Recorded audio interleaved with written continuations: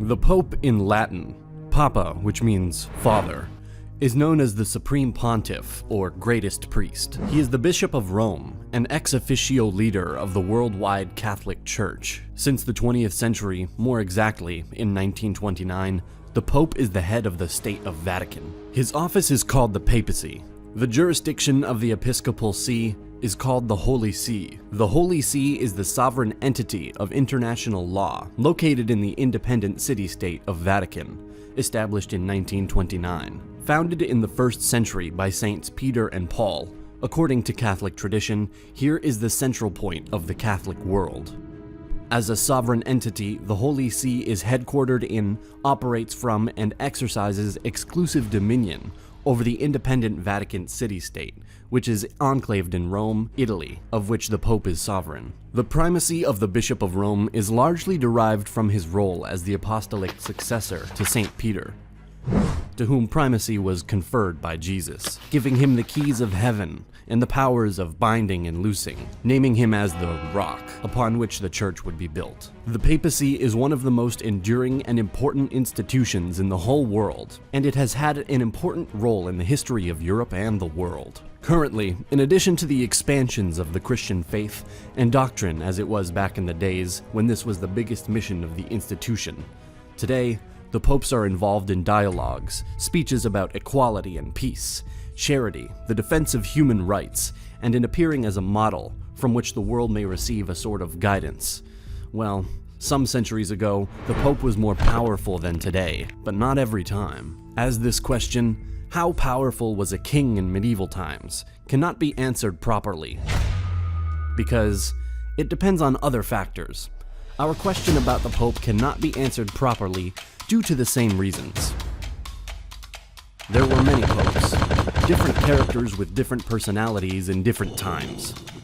Thus, some popes were not as saint and good-guided as others, as in the case of kings or rulers of all times. Things were not always the same. The Christian world, or more exactly after 1054, the Catholic world, was ruled by weak, mediocre, powerful, good-guided, bad-guided, influential, or influenced bishops. The doctrine of the Roman Catholic Church that the Pope, by reason of his office as Vicar of Christ and as pastor of the entire Christian Church, has full supreme and universal power over the whole Church, changed the history. The doctrine had the most significance in the relationship between the Church and the temporal state, in such matters as ecclesiastic privileges, the actions of monarchs, and even successions.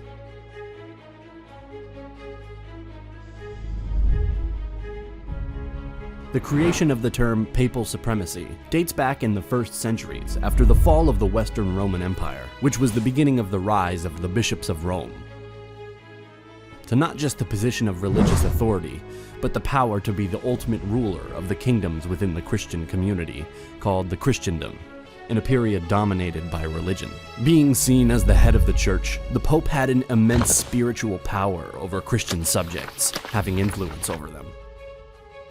A king who had some issues or rivalries with His Holiness could have had a difficult period, as the neighbors of that king who resisted the Pope's will would have been glad of an opportunity to invade, take some territories, gain more power, and punish such a king. Also, some rules were at a big distance, but sometimes the people could have been still faithful to the distant Pope over the local king. Another phase in the process of papal supremacy's rise to prominence, when the Pope had a lot of power, is the period from 11th to the mid-13th century. Gregory VII is considered one of the great reforming popes, but also other sources describe him as rough and violent. He was known for his role in the conflict between church and state in medieval Europe, over the ability to install high church officials. By undercutting imperial power, the controversy led to nearly 50 years of civil war in Germany. His actions created civil and ecclesiastical strife in Germany and Italy, known as the investiture controversy, a game for power. The Pope wanted to have the authority to invest local church officials.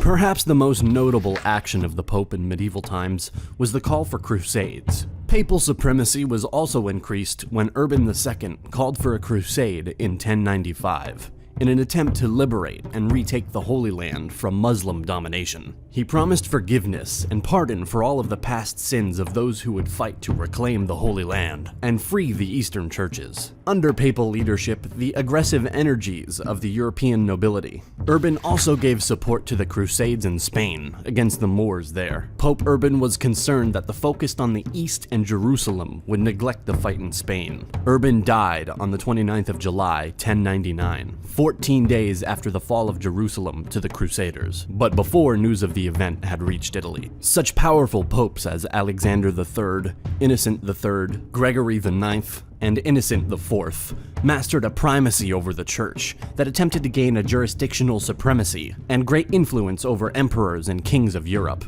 in temporal and spiritual affairs. Speaking about the rest of the Middle Ages, popes struggled with monarchs over power. A period known as the Avignon Papacy arose from the conflict between the papacy and the French crown. This culminated in the death of Pope Boniface VIII after his arrest and maltreatment by Philip IV of France. Following the further death of Pope Benedict XI, Philip, the King of France, forced the election of the French Clement V as Pope in 1305. Clement refused to move to Rome, and in 1309 he moved his court to the Papal Enclave at Avignon. A total of 7 French popes reigned at Avignon. In 1376, Gregory XI abandoned Avignon and moved his court to Rome.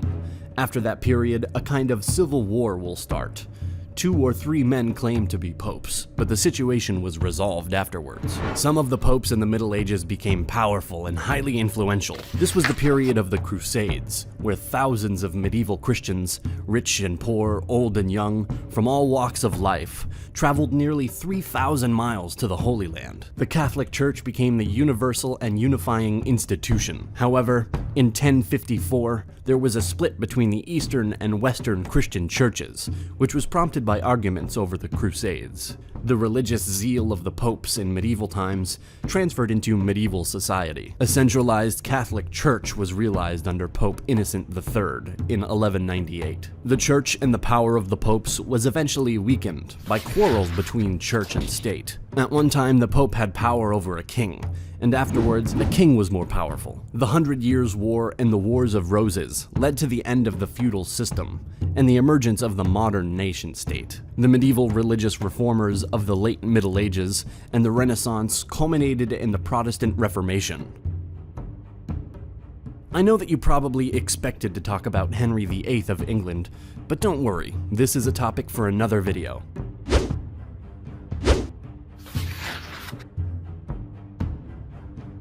This question cannot be answered exactly, but there wasn't a single pope or single period. The pope was not more powerful than sovereign kings in Europe. There have been very powerful popes through history, and their holiness had great influence to some kingdoms, especially against Muslims, heretics, non-believers, or excommunicated kings. Yes, a pope could excommunicate a member of the church if some rules were crossed. Throughout history, many popes basically answered to a king that sponsored their election and navigated through alliance to preserve their position. So the game of power was present back in these days. In conclusion, the average pope was maybe more powerful than smaller kingdoms. The strength of the papacy was the faith of the people and the close relationship between the crown and God. If someone attacked the pope, this could have led to more conflict with other kingdoms. The attacker would risk excommunication, among other things, that could potentially cause great damage. Also, it was more often an advantage to stay on the good side of the pope, due to his influence, so he can help you with claims on lands you desire, especially if the lands were held by non-believers or enemies of His Holiness. Being very powerful or not, it wasn't a good strategy to have the Pope as an enemy. Why? Well, you are in medieval Europe, and he is in the chair of St. Peter, and maybe more will join him. Kings supported popes, and popes supported kings. It was like a symbiosis. They worked together and had conflicts too, based on different reasons. We are looking to create more interesting history videos about antiquity and medieval periods, so be sure to subscribe and hit the bell button to learn more. This video is made possible due to the generosity of our 11 supporters on Patreon. You can support our work by pledging a little donation there, and by doing so, we will create more quality videos, and your name will be displayed at the end of the video. Thanks for watching, see you next time.